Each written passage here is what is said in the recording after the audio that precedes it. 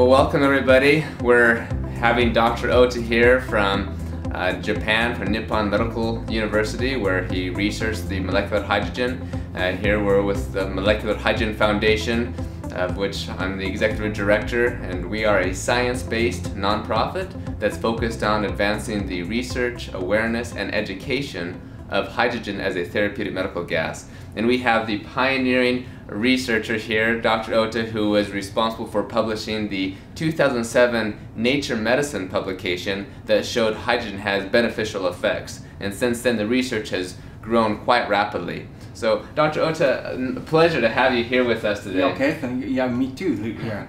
So you researched there at the Nippon Medical School. I know you recently retired. Your expertise is in the mitochondria things. Perhaps you could share with our viewers a little bit about your background and how you got involved in the hydrogen research. Okay, so as my background, I spent 40 years for the mitochondria research, especially on mitochondrial medicine. I found mutant genes of the mitochondrial DNA that cause mitochondrial disease. So I was interested in how mitochondria contribute to our health. And then we found mitochondria generate reactive oxygen species that damage our cells and body. But we found reactive oxygen, some of the reactive oxygen has a beneficial effect. So it is so difficult. If we destroyed all the reactive oxygen species, it's not so good. I'm wondering whether we can treat reactive oxygen species. That is my background. And then we found that hydrogen can remove some of the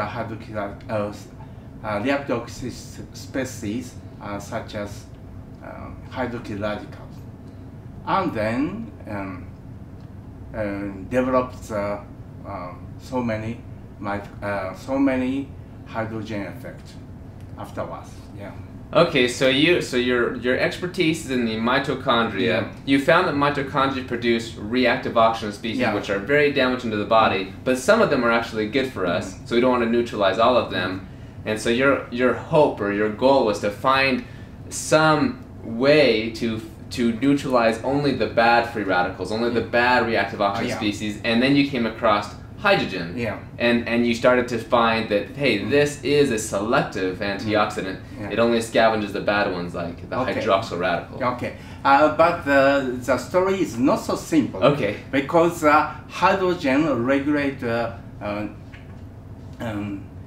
signal transduction and also many gene expression. Yeah, I was going to ask you about this because just by saying hydrogen can scavenge hydroxyl radicals, we know this cannot explain all the benefits of hydrogen. Yes, so that's right. I know you published some papers in the scientific reports and signal transduction and the changes in gene expression. Yeah. So perhaps you can talk a little bit about this. Okay, so in the initial stage, I was interested in the acute disease such as cerebral infarction or cardiac infarction. And that time, so hydrogen is effective in a short time, 10 minutes or 20 minutes. But for later, we found drinking hydrogen water is effective. Sometimes more effective than inhalation of hydrogen gas. So for me, it is curious and takes the effect was continued for a long time, at least 1 day or so. So, and also we found the hydrogen release so rapidly. So even without hydrogen, the effect continued for a long time. So it is curious. So I look at effect signal transduction and gene expression. That is my thinking. Okay, so you started to see that hydrogen could be effective in the acute phase due to this maybe hydroxyl radical scavenging. But then you saw it's actually effective, like drinking hydrogen-rich water in a more of a chronic stage when all the hydrogen gas is really gone and out of the body. Yeah, it still has this residual or beneficial effect. Yeah. So you think, okay, maybe we're altering gene expression or something, and that's what prompted you to start the studies in signal transduction. Okay, and also I would say that at first I want to spend time to find the effect of hydrogen gas at first. Okay. But actually the effect of the drinking hydrogen water is better than inhalation of hydrogen gas in animal experiment. Oh, so you mean you wanted to just see the effect of hydrogen gas, like inhalation, and then you later found that actually drinking hydrogen-rich water is often more effective. Yes, that's right. And so you're like, well, this is very strange. Yeah. Okay. So I spent a lot of money for the make equipment for hydrogen gas, but it was in vain. So I lost a lot of money for research. And so I spent a lot of time for the research of hydrogen gas, hydrogen water. So for me, and at that time, it was very curious. So when did you start researching the hydrogen gas? When did you first come across this concept and started actually doing the research? Okay, I must say that and for research, the research for hydrogen gas and hydrogen water is parallel at the time. But for the publication, we start the publication for inhalation of hydrogen gas. And then later we publish a paper on hydrogen water. But actually we performed the experiment at the same time. So yes. Okay. So because I thought that our editor or the reviewer feel more curious on the hydrogen water. So at first we published 3 papers on the inhalation of hydrogen gas, and then start the publication on hydrogen water. That is my story. So yeah.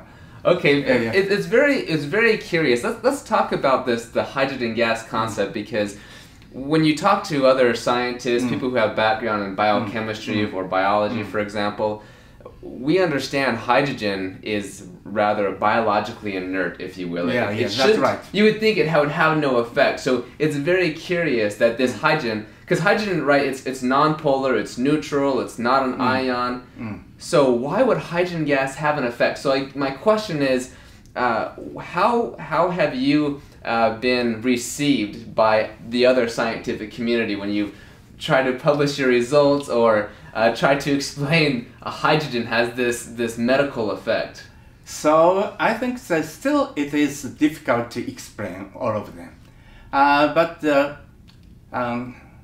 because I spent 40 years for mitochondrial research, it is easy to treat mitochondria and reactive oxygen species. So I could detect various kinds of reactive oxygen species easily. So it is good choice that it was a good choice to see the reactive oxygen species after the treatment with hydrogen. Right. Yeah. So if it was very difficult to detect the reactive oxygen species, I couldn't do it. Okay. Yeah. Okay. Just only one day is sufficient to detect the effect of hydrogen. So because of your expertise in mitochondrial research and detecting ROS, you could easily show the effects of hydrogen. Yes, that's so right. Even though you may not have been able to explain it, or even now we can't really explain exactly what's going on, we clearly see the observations. Yes, yeah. And would you agree that's common with a lot of pharmacology these days, that a lot of times we have chemotherapeutic agents that have a beneficial or therapeutic effect, but we don't know the exact mechanism of how it works? So in some ways that's kind of similar to hydrogen. that we don't know all the exact intrinsic details of the mechanism of how hydrogen works. Yeah. Similarly, there are many pharmaceuticals and drugs that we don't know the exact mechanism either. Yeah. So it was very difficult to find the mechanisms. Yeah. So I was thinking for 5 years, and at the, one day I thought that is a free radical free radical chain reaction should be important. Otherwise, hydrogen is inert and inactive, and hydrogen should not be effective. Right, right. Yeah, but I could not exclude other possibilities. Sure. Yeah. I think this is one of the mechanisms. One of the mechanisms. Yeah. I think this is an important point because when you look at hydrogen gas, for example, if you drink hydrogen saturated water, the concentration at saturation is about 0.8 millimolar or 1.6 ppm, which is about 1.6 milligrams per liter. And if you were to drink a full liter of water, that can then be diluted to the rest of the body, about 40 liters of water in the human body. So the concentration of hydrogen is very small. The amount of hydrogen is very small. But I think it's not so small. Okay. Because after the drinking hydrogen water, the concentration reach about 10 micromolar. Yes. Okay. Hydrogen is very light. So if we consider the weight of hydrogen, that is very small. But if we consider the molar, or the number of molecules, it is not so small. I'm glad that you brought that up. This is a critical point. People see hydrogen, there's only 1.6 milligrams of hydrogen in a saturated liter of water, which, this is not very much. But it's because it's so light. The molar mass of hydrogen is only 2 grams per mole, but vitamin C is about 176 grams per mole. So actually, if you compare the amount of molecules of hydrogen gas that are saturated in 1 liter of water to the amount of molecules of vitamin C in 100 milligrams of vitamin C, you actually find there are a lot more molecules of hydrogen gas in 1 liter that contains 1.6 ppm than there are molecules of vitamin C in a 100 milligram dose of vitamin C. Yeah, so that's right. It actually is quite a bit, right? That's a very good point. We have to look at the moles to moles or molecules to molecules. We can't consider the weight. So, and I told you that hydrogen concentration lead to 10 micromolar. Yeah, but 10 micromolar is not so. It's not so much the cytokines in our body or other drugs. Some of them are on the nanomolar range. Yeah, that's right. And so it still has an effect. Yeah. So we can still have an effect even though people may say the concentration may be low, right? Yeah. But perhaps even more important than trying to show that the concentration is equivalent to other things is the fact that we have the observational studies. We have animal studies, cell studies at the similar concentration, right? And human studies showing these beneficial effects. Yeah. So going back to the early publication in Nature Medicine, right? And I just want to touch on this a little bit more because scientists would be rather skeptical again about hydrogen scavenging hydroxyl radicals because the rate constants are quite low. The amount of hydrogen gas in the body relative to, say, glutathione or other nucleophilic reducing agents is a lot lower. But this gene expression that you brought up with the modifying the lipid propagation, I know that this is the mechanism to explain, for example, an anti-obesity effect. It can increase FGF21, fibroblast growth factor 21. So that leads to a lot of benefits. But Dr. Ohta, perhaps you could just explain a little bit more on your study on how you were able to show in a cell-free culture, right? How hydrogen could actually, with the 4-HNE, the 4-hydroxynonenal, and have those changes to actually increase things like PGC1 alpha, FGF21, leading to this anti-obesity effect. And also, everybody believes the hydrogen inert, and especially at lower concentration. But I found that only 1% of hydrogen gas it disturbs the free radical chain reaction.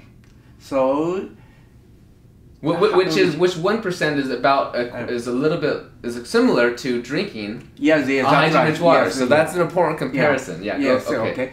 And 1% of hydrogen gas leads about 8 micromolar of hydrogen. So that is comparable. Yes. So, and usually hydrogen is inert, but during the free radical chain reaction, even the lower concentration of hydrogen disturbs the reaction in cell-free system, and also in cultured system. Yeah. This is important because he's really showing the actual mechanism in a cell-free system, taking lipids, basically some fats of the cell membrane, put them in a cell-free system, and showing that when you add hydrogen gas to the system, you actually prevent some of the oxidation, some of the peroxidation cascade that occurs, because you start producing this molecule. It's a byproduct, 4-hydroxynonenal. Yeah. What is the effect of 4-hydroxynonenal? Hydroxynonenal disturbs signaling for the act phosphorylation. It is a scientific term, but signal transduction regulates phosphorylation of various kind of enzyme. So, and hydroxynonenal regulate phosphorylation of some kinase on the other transcriptional factors. Okay, and then this ends up leading to the FGF21 and the anti-obesity effects and things, right? This is because what happens is 4-hydroxynonenal is this byproduct from oxidation, and it basically it forms adducts, or it basically hugs proteins and says you're not going anywhere, and prevents them from acting on the genes.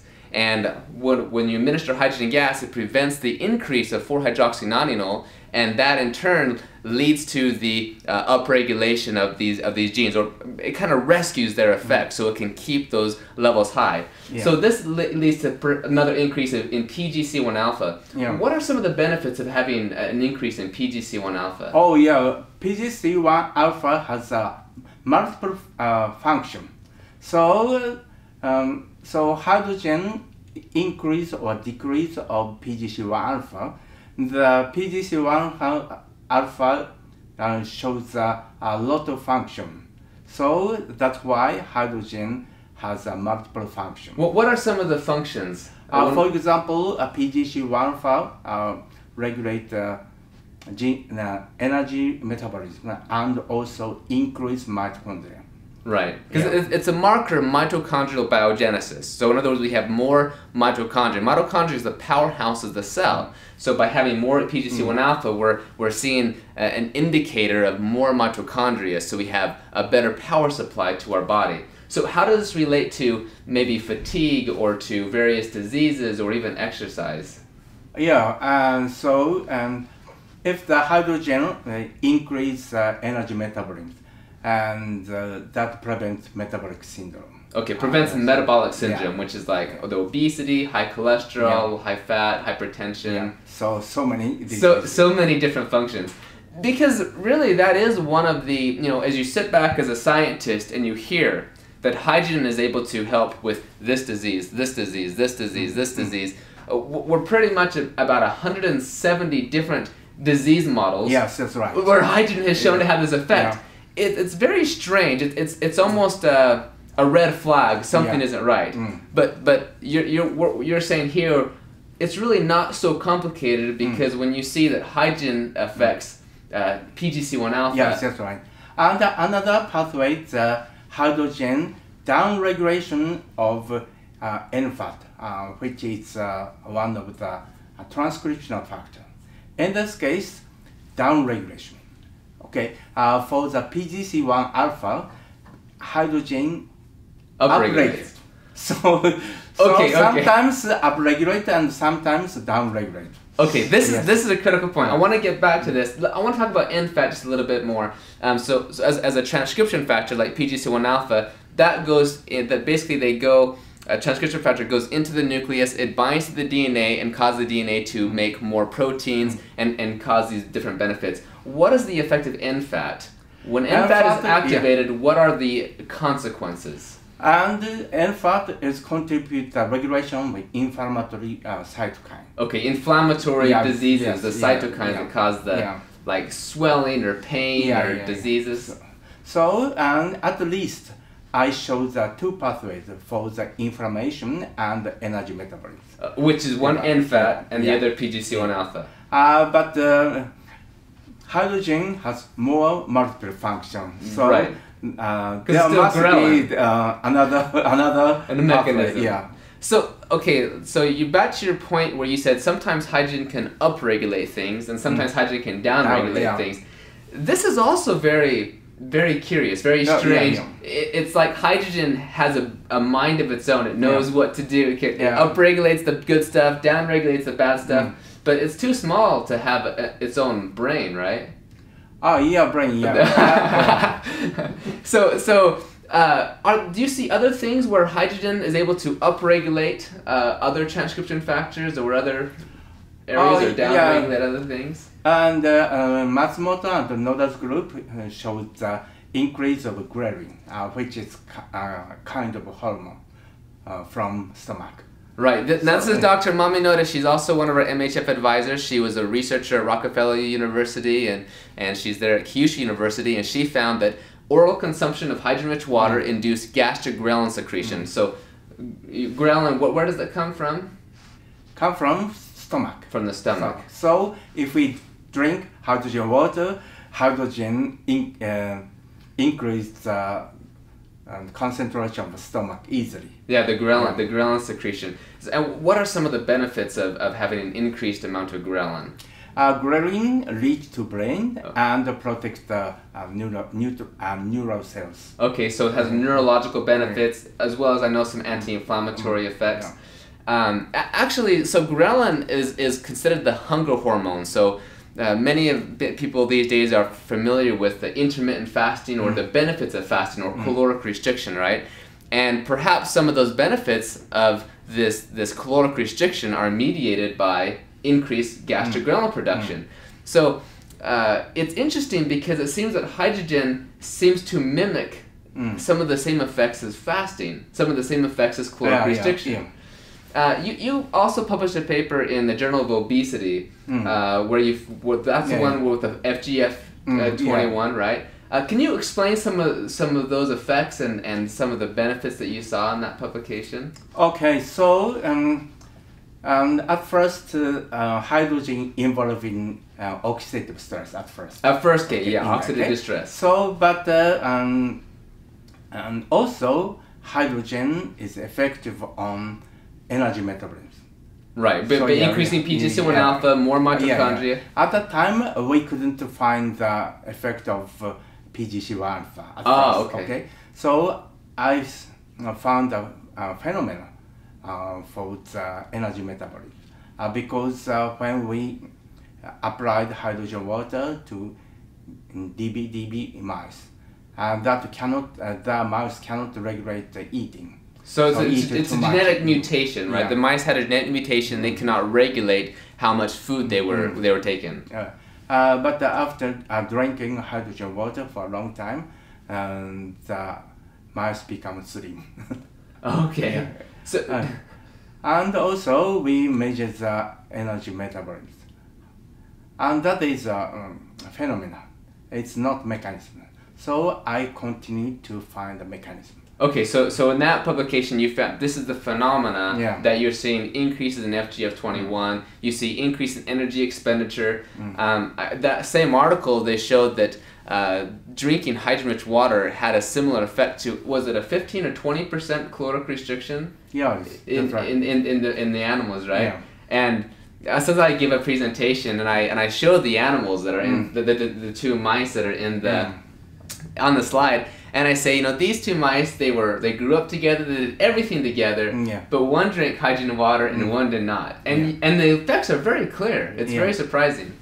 And then later, you did the studies to figure out the mechanism to explain this phenomenon.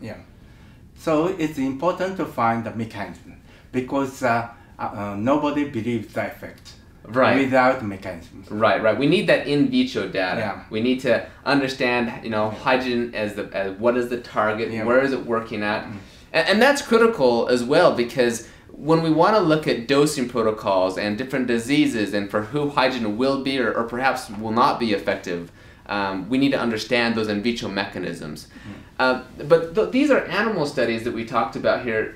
What are some of the human studies that kind of corroborate some of the anti-obesity effects? So I'm a basic scientist. I can't do by myself, but I can help the clinicians.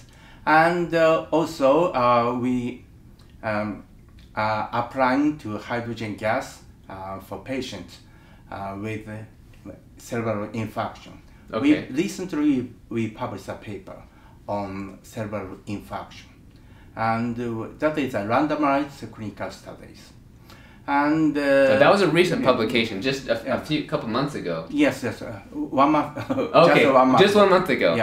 And the subject is 50. 50 subjects, double-blinded, placebo-controlled, randomized study. Actually, it's not double-blind. It's not, so it's open-label, but 50 people. I mean that is a randomized, but it's not blind for doctors. Oh, sure. And there's a good reason for that. Okay, go ahead. And but it's not so bad because it's the important is a randomized study. And even if the doctors know this is a hydrogen gas or this is not, but for the blood examination, that is randomized. Sure. And for the effect for rehabilitation effect, that is blind. So some of them is blind, some of them is not blind. I see. I mean the doctor knows which is the placebo and so single blind on parts of it.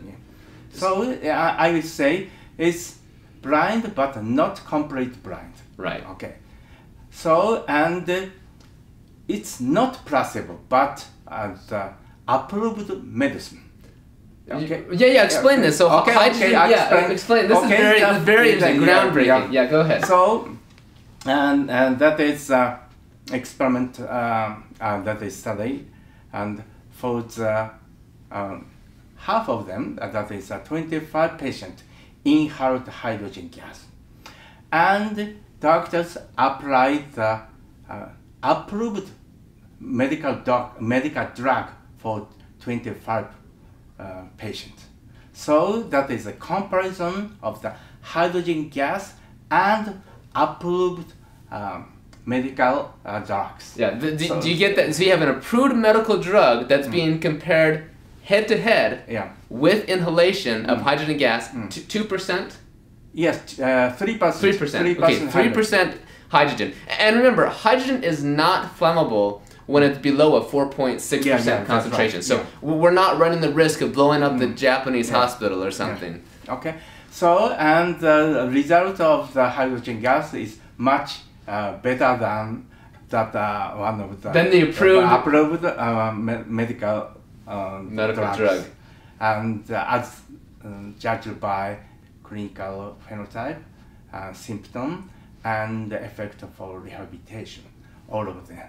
So it was surprised. That's a very surprising effect. And now they're doing a very large clinical trial. The Japanese government recently approved in December, I believe, hydrogen inhalation as an official medical procedure for post-cardiac arrest patients. That is another story, and they are trying to apply the hydrogen gas for 360 patients with cardiac arrest post-syndrome.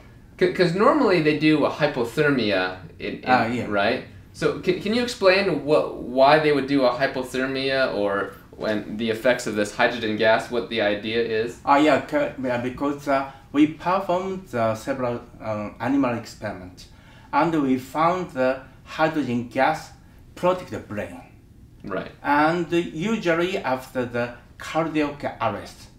So after you have a heart attack. Yes, it is difficult to protect the brain. Right, because when you start the blood to go back to the brain, you cause a lot of damage. So hydrogen has only one advantage. I mean, the hydrogen is very good for survive the patient, and protect the brain. To help to make the patient survive longer, as well as to protect the brain. So kind of a two-pronged benefit. Yeah. That is just on the way, but that is the huge clinical studies. The target of the patient number is 360. By 20 hospitals. Yeah, and these are very reputable hospitals, like Kyu University. Kyu University is Keio University. Keio University. So desu ne. And another story, that is acute disease. Okay. And also we are trying to get a good result for the chronic disease, for the rheumatism and Parkinson disease and dementia. And already there is the double-blinded, placebo-controlled, randomized study. It was small, maybe 20 patients or something on rheumatoid arthritis. 17 patients. 17. Okay, almost 20. 17. And now they are trying to clinical study. Target is 186. 186. Yeah.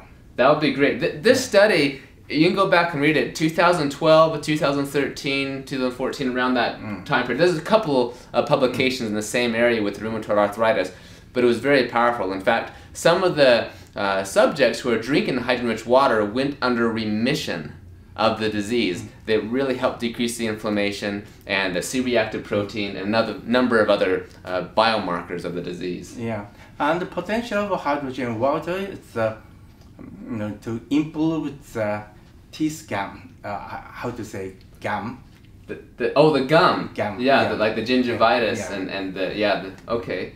Yeah. So the scientist and the medical doctor performed a lot of study. Yeah. So the target of the disease is so much. So many different diseases. Yeah. I've always said that most diseases have two problems. One of them is a redox dysregulation. Redox dysregulation is a term I often use to explain that you can have free radicals. Remember, there's the good and there's bad. You need a balance. And there's antioxidants. You can actually get too many antioxidants, right? So you want to have a good balance between oxidation and reduction. And that oxidation reduction is called redox. And so this is, when you have a redox dysregulation, that sets up for diseases.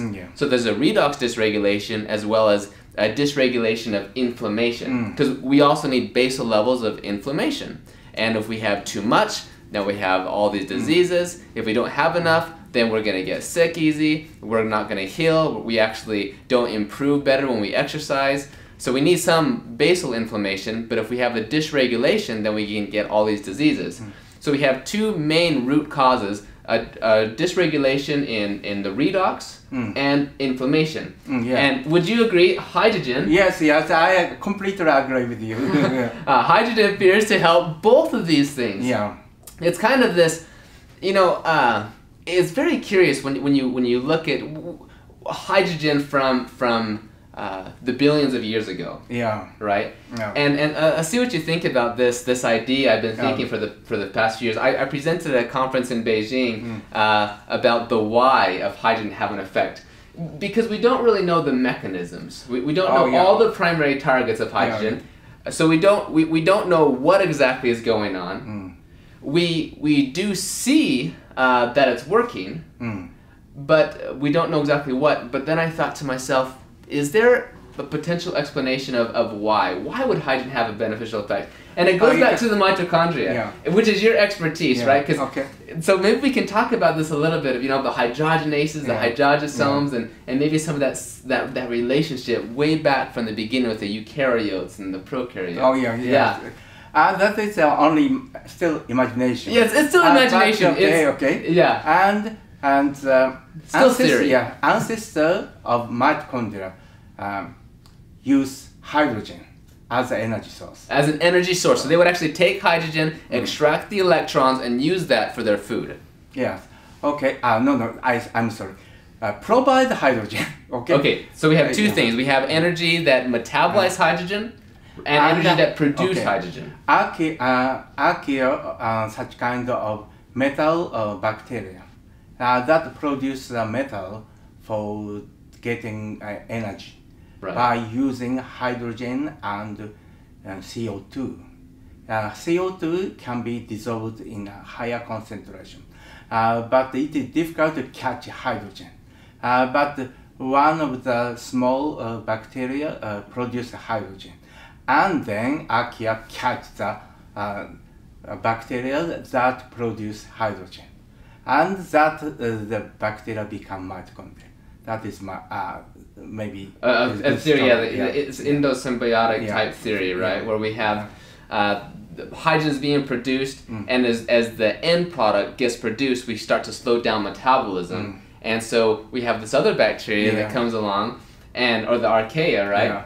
Gets that hydrogen gas, opens its mouth, and is able to consume the hydrogen gas, and now the metabolism can continue going. So in that case, hydrogen is the final electron receptor. And it's able to continue. So there's that interesting relationship going back to the mitochondria, which we have in our body. That's the energy source. Yes, right. And it's also interesting because life. We don't know exactly where life started, but a lot of the theory and the evidence suggests that life started deep in the oceans in those deep sea hydrothermal vents, and hydrogen gas was being produced there. And hydrogen gas could have served as the first energy source for life. So we have the first prokaryotes that used hydrogen as an energy source. And so now we have prokaryotes, those like bacteria, and then we have plant animal cells, which are called eukaryotes, right? And it's interesting, there was an article published in 1999 in the Journal of Science that talked about how hydrogen was the key to forge eukaryotes out of prokaryotes. Oh yes, that's right. It's this, right? That is exactly the same. Okay, it's very fascinating. The hydrogen that has been involved, even before that, right? When the Big Bang started, hydrogen is considered the father of the elements. It started everything. And then life comes. Hydrogen was the genesis of life, right? And then it's involved in the evolution of life from the emergence of the eukaryotes from the prokaryotes, and it's always been there. And then what about our intestinal bacteria?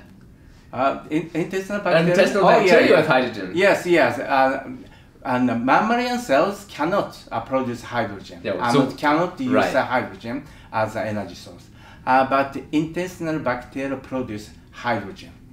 And maybe the hydrogen from the intestinal bacteria is effective, but not so strong. And someone compared the effect between the drinking hydrogen gas and the hydrogen produced by a bacteria. And the effect of drinking hydrogen water is much more than hydrogen from bacteria. This is very, that was Dr. Ono, and with the Parkinson's disease model. He's also one of our MHF advisors. But this is very curious. If we just go back quickly to the fact that we've always been exposed to hydrogen from the very beginning, and then like you said, our cells, we cannot produce hydrogen gas, and our cells don't actually use hydrogen gas as an energy source, but we've always been exposed to it from the very beginning. Then we've developed this symbiotic relationship with our intestinal flora, and that bacteria has continued to produce hydrogen gas, so it's always been present. There's basal levels in our blood and our breath. And so it is therapeutic. There was a research article from the Forsyth Institute in Boston, Massachusetts, and University of Florida, where they did a gene knockout study and they showed that hydrogen gas Yeah. produced from the bacteria, from the E. coli, was therapeutic from a hepatotoxin or liver toxin. But then we just talked about here that maybe hydrogen gas from drinking hydrogen-rich water is more effective. That's right. Then now this is curious though, because when you look at how much hydrogen gas is produced from bacteria, I mean, we're talking liters of hydrogen gas versus the amount of hydrogen gas that the bacteria produces about 100 times or so. Yeah. But in my opinion, the important thing is the change of the concentration of hydrogen. And from the hydrogen from bacteria, the concentration near the constant. So that is why drinking hydrogen water still shows an effect.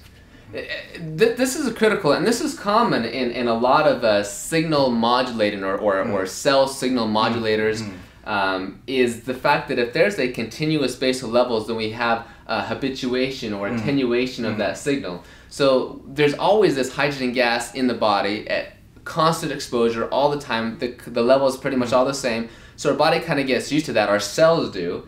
And then when we drink hydrogen-rich water or inhale hydrogen gas a whole bunch really quickly, then we get this tangent, right? And there's this pulse type effect is what causes the cells, the cell modulation to occur. And that's one of the ways that we can explain the reason that drinking hydrogen-rich water is more effective than just getting it from the bacteria. Yes.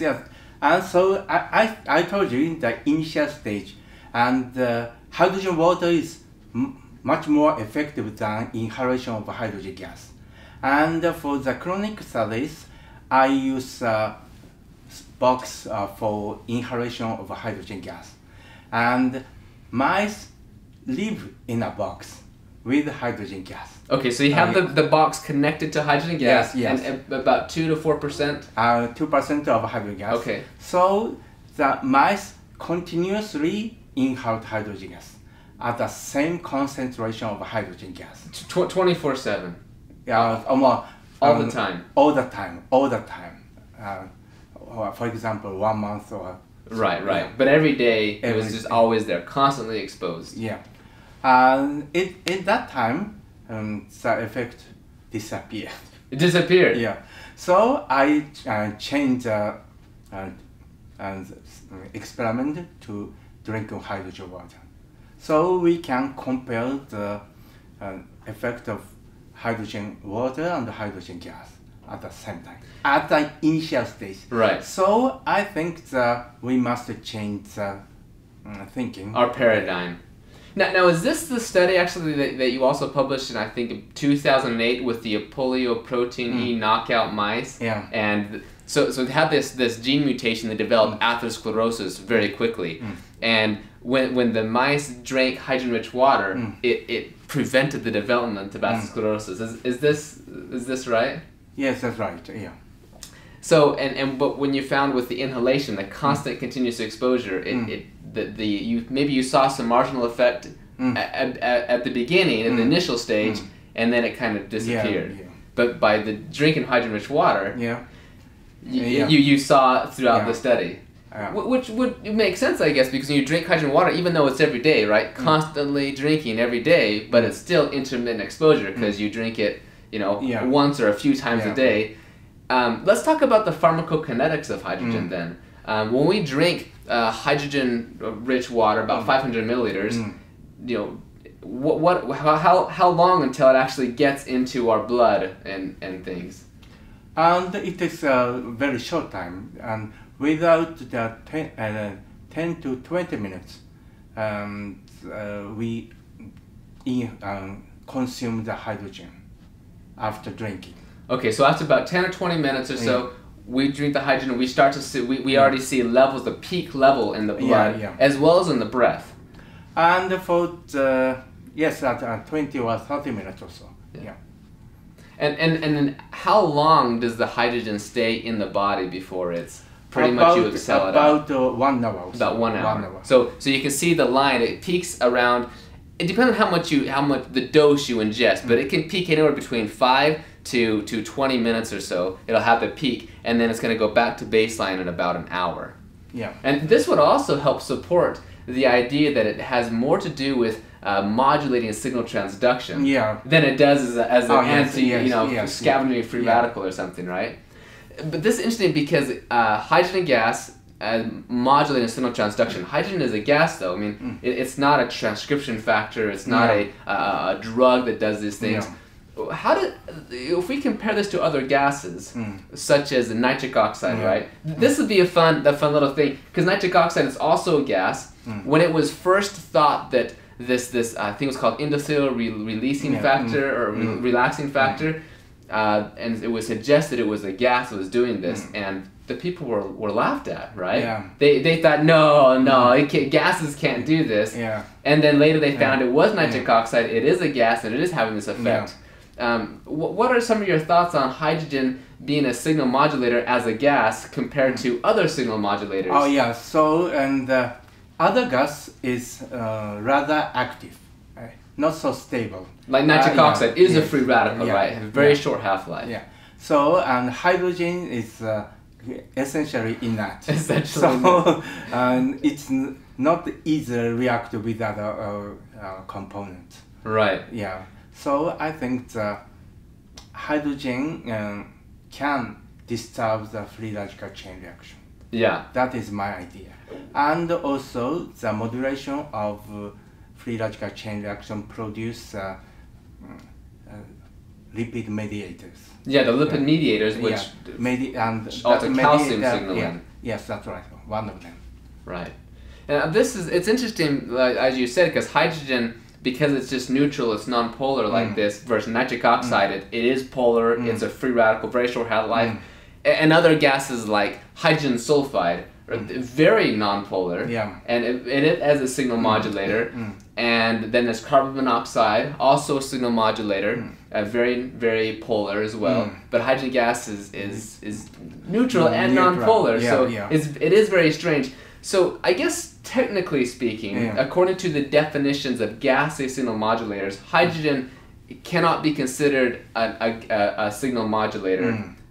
Technically, because I think some of the criteria, for example, it needs to be produced by the actual mammalian cells, right? And hydrogen gas is not, but yet it still has this this effect on signal transduction. So it's difficult to explain the effect.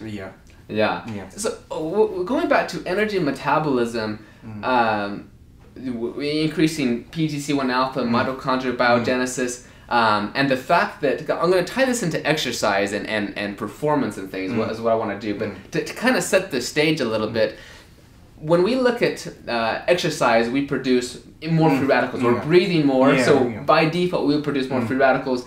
And these free radicals, reactive oxygen species, have been shown to actually mediate some of the benefits of exercise. They actually activate transcription factors and cause these benefits. And some of the human studies have shown that by taking high doses of antioxidants chronically during training can actually negate or abolish the benefits of exercise training, perhaps because it's neutralizing those beneficial free radicals. So when we talk about hydrogen is a selective antioxidant. It'll only neutralize the bad ones, and it'll keep the good ones. And it also has that enhancing effect at enhancing things like PGC1 alpha. So it makes a lot of sense that hydrogen could be great for athletes, for sports. But I think so. Okay, I just recently did a study, a double-blind placebo-controlled trial on hydrogen and athletes, and I know you're doing this as well, but what are some of the findings that you've seen and that are already published, like the one on elite soccer players, for example? What are your thoughts on hydrogen? Okay. And we made the maximum oxygen consumption. VO2 max. By bicycle, and we compared the before and after drinking hydrogen water. Okay. At first, we asked the volunteer to perform the biking. The bicycle, to get a baseline. And we take a baseline. And after drinking and after 1 week, we performed the same experiment, and we compare the difference. And also we use placebo water, and the placebo water did not change at all. Did not change the baseline. Yeah. But after the drink hydrogen water, the maximum oxygen consumption increased. That to me, that's very surprising because VO2 max is difficult to improve. In fact, if you look at the elite athletes, for example, they'll train for years and their performance will continue to get better and better, but their VO2 max will stay the same. And that's because they improve running economy, for example, or different things. You don't really improve VO2 max. So to suggest that we're actually improving VO2 max in this population, because it may not work so well for healthy populations that don't have issues, which we discussed earlier. But the fact that we can change that to increase that is very, very powerful. Yeah. A lot of people are talk about the lactate, or people call incorrectly lactic acid. Yeah. Go ahead. Okay. Another group examined the blood lactate after the exercise. Yeah, this is elite soccer players. Yeah. And also, hydrogen suppresses the increase of lactate in blood. Yeah. So people sometimes don't understand the significance of this. They think, oh yeah, because now we don't have the lactate and that causes fatigue. But we know that's not true. Lactate actually prevents fatigue. It actually prevents acidosis. And what really happens is it's a correlation. When you start to get fatigued or tired, then you start to rely on glycolysis, and that's when you start producing the lactate. And what happens is the hydrogen somehow maybe it's able to help mitochondrial function. Yes, I think so. Yeah, because then prevents the lactate production. Is the result of glycolysis. So after the drink of hydrogen water, the metabolism change from the glycolysis to repeat fatty acid metabolism. Right, which kind of corroborates with your earlier study, which is increasing energy expenditure and things. So it all starts coming together, and that's the other thing I mentioned earlier, that it seems that hydrogen mimics the benefits of fasting, of caloric restriction, but it also seems that hydrogen mimics the benefits of exercise. Yes, that's right. So it is also curious story. So. Yes, and it's very strange because some of the studies we actually see that hydrogen can transiently increase free radical production, like superoxide in the mitochondrial, right? And then we have the enhanced effect of the NRF2 factor. Could you explain a little bit about the NRF2, hydrogen's effect on NRF2 and the increased glutathione? Yes, yeah. Usually, oxidative stress increases NRF2, which is one of the transcription factor and transcribes antioxidant enzymes. Right. So if the NRF2 is increased or activate, and that function antioxidation. But hydrogen decrease oxidative stress, but increase the activity of NRF2. So that is the opposite. It's almost a paradox, right? Where hydrogen is a reducing agent, it's going to reduce oxidative stress, but at the same time it can activate this NR2 pathway, and maybe it's via this transient increase in superoxide production. We're not sure all the mechanisms, but they're being investigated. But that's huge because, you know, from perhaps aging or different diseases, our levels of, say, glutathione or superoxide dismutase, glutathione peroxidase, right? These start to decrease, and administration of hydrogen can get those levels back up. Yes. But this is you know, something else to consider, Dr. Ohta, is we need to have a certain level of glutathione. If it goes low, that's bad. But if we get too high, the glutathione levels go too high, that could be a reductive stress. So I think you've also seen that hydrogen, if you administer hydrogen to a healthy person or healthy animal or healthy cell, that the glutathione levels are already normal, you don't see the increase in glutathione. In my opinion, okay, hydrogen lead to normal stage, but not increase. If we drink hydrogen water, when the stress decreases the ability of memory, hydrogen recovers the memory ability, but maybe will not increase the memory ability. Right, right. Yeah. So that's so so I've reviewed pretty much, you know, there's nearly 1,000 publications now on hydrogen, and I've reviewed all of these, and I'm seeing the same thing, that hydrogen really helps to bring things back to homeostasis. It doesn't increase things too much or decrease things. It's not really powerful, but has multiple functions.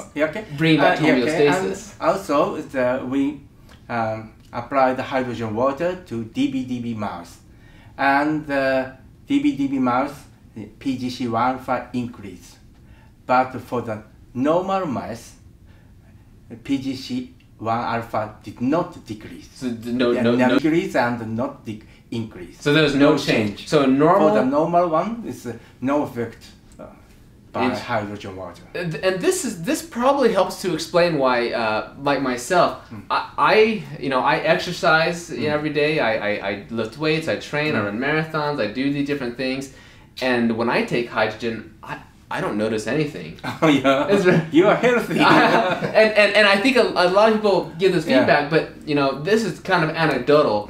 But I do hear so many people that who are maybe in their 40s, 50s, 60s, and they take hydrogen and they report these dramatic effects, and I just think, oh wow, that's a strong placebo effect. But maybe it's because they're so far out of homeostasis that hydrogen has a greater effect when you're further from homeostasis. But if you're healthy, you may not notice as much. But for the chronic disease, it takes a long time. For example, for dementia, it takes 40 years to onset dementia, and also the dementia depends on the genetic type. Yeah. So that in a specific genetic type, it is healthy, but has a cause in the body. So for the dementia or the cancer or the atherosclerosis, it takes a long time to develop. So that is important for the prevention. Okay, so that's my next question. So let's say that you have people who are healthy, they don't have these diseases. Would it be advisable for them to perhaps try the hydrogen and use it to perhaps prolong or prevent this disease that they may be genetically inclined to have? Okay, at least in animal experiment, hydrogen has a much more role in prevention. So it's a better preventive than a cure. Because pre-treatment of hydrogen water is much more effective than post-treatment. Yeah. That suggests hydrogen shows a good role in prevention. Right, right. So people who are health conscious, maybe it's a great idea to try the hydrogen. So they can maybe have some prevention. But really though, we need more clinical data. I mean, hydrogen is still in its infancy. We can't make claims saying, oh, hydrogen is going to do this and this and this. We have promising preliminary data and some pretty neat human studies, but we need more data. So the real question is this. In my opinion, we have enough data to suggest it has the therapeutic potential. So it is advisable to try. But remember, the most important is do no harm, right? So the safety of hydrogen. We've already talked about hydrogen is very natural to our bodies. It's the most natural thing. I mean, we produce it by intestinal bacteria. But what do you think of the safety of hydrogen? Even though, my question is, even though there's maybe not hundreds and hundreds of clinical trials that last 10 years and everything to really show how hydrogen's effect. We have enough data showing it does have beneficial effect, but do we have enough data also showing that it is safe, that we can go ahead and start taking the hydrogen now? Yeah, at least we couldn't find any adverse effect after drinking hydrogen water. But still we are afraid of the side effect of hydrogen water. So we must be sensitive to the adverse effect I think that's a good way to put it, right? We haven't found, we're not saying there are no side effects. Yeah. We're saying we have not found any side effects. And we've done a lot of studies. There really is a lot of animal studies, cell studies, quite a number of human studies with no reports of adverse effects. And so it does seem to be very, very safe. And we also know it's natural from our intestinal bacteria, right? We're exposed to it all the time. Every time we eat our diet of fiber, for example, we get more of the hydrogen gas. And actually the deep sea diving, right? Deep sea divers. Yes, yeah. Since the 1940s, they've been using hydrogen at literally millions of times higher concentrations than what we use for medical use, with again no chronic or toxic effects. Yeah, that's right.